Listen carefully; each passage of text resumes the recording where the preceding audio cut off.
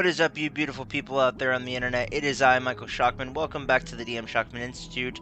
In this, our second season of our series of D&D 5e Simplified. This week, we are going to be covering the Tiefling, those demonic and devilish-blooded boys and girls who are so edgy and amazing. We gotta love them.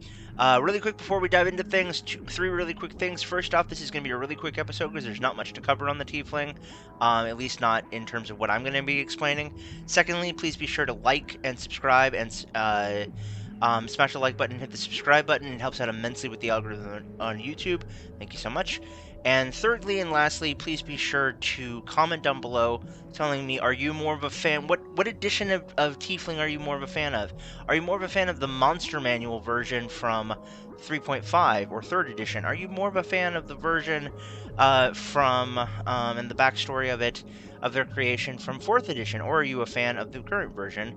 Let me know down below. And with that out of the way, folks, let's dive into the Tiefling. Here we go. Whoa!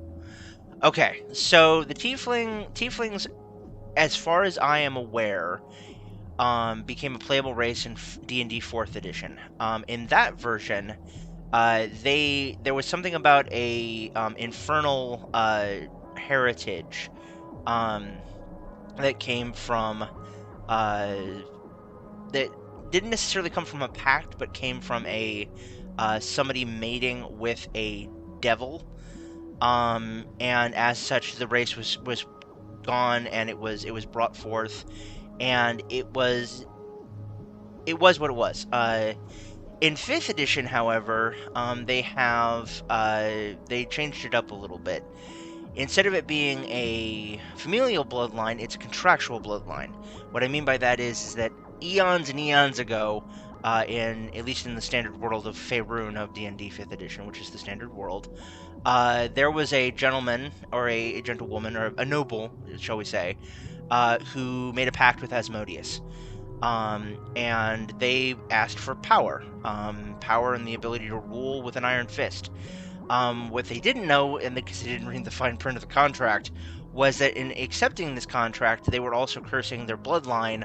Not all of their bloodline, but one in 3 of their bloodline to be cursed with, to show the mark of their progenitors'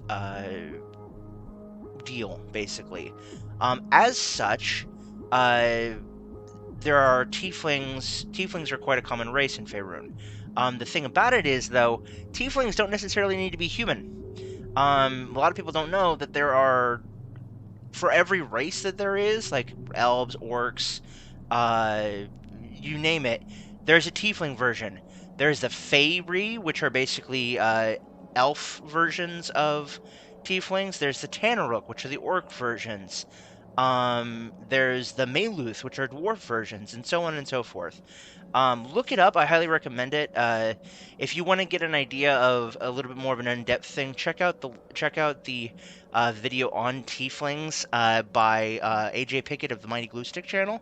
Hi AJ. Hope you. He will be able to explain it in a lot more detail and in a lot more coherent ability to do so. So I would highly recommend you to check it out. However, with that out of the way, we're going to now dive into the mechanics of tieflings.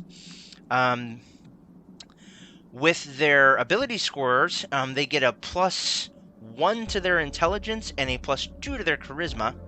They age for their age. Tieflings mature at the same rate as humans, but live a few years longer. So it doesn't actually give a number, but I would imagine probably if the average human lives to about 80, these guys probably on average live to about 100. I would imagine. In terms of their size, tieflings are about the same size and build as humans. Their size is medium. Their standard walking speed is 30 feet. Again, they have dark vision, which is what it is. They get something called hellish resistance. They have innately in their blood, because of their infernal pact, they have a resistance to fire damage. They also have something called infernal legacy. The thaumaturgy cantrip starting off. Additionally, when you reach 3rd level, you can cast the hellish rebuke spell as a 2nd level spell once with this trait, and regain the ability to do so when you finish a long rest. In addition to that, when you reach 5th level, you can cast the darkness spell once with this trait and regain the ability again to do so after you finish a long rest. Charisma is your spellcasting ability for these spells. And last but not least, for languages, you can speak, read, and write Common and Infernal.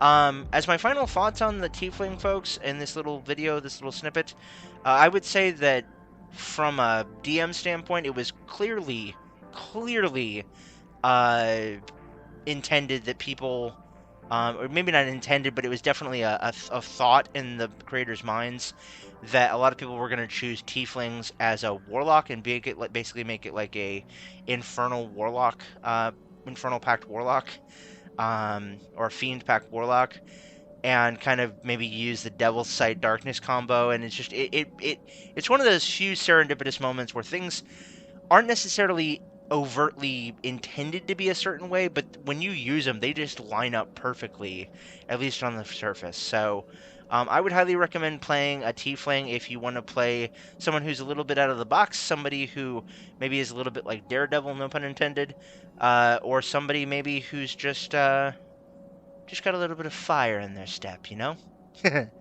Anyway, folks, thank you so much for joining me. I'm Michael Shockman. I've been your host and commentator. Last but not least, please be sure to follow the links down in the description. You know what they do, you know where they go, you know what to do. Thank you so much for joining me. Stay tuned for next week when we finish up this season of season 2 of D&D 5e Simplified. After which we will be moving on to season 3, which I think is going to be focusing more on some of the mechanics. We will see. I might move on to something else a little bit. I'm not quite sure just yet. We will have to wait and see.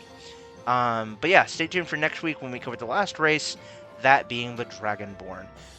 But until then, folks, remember as always, keep it real, keep it safe, keep it healthy, and we'll see you guys again soon in the Institute.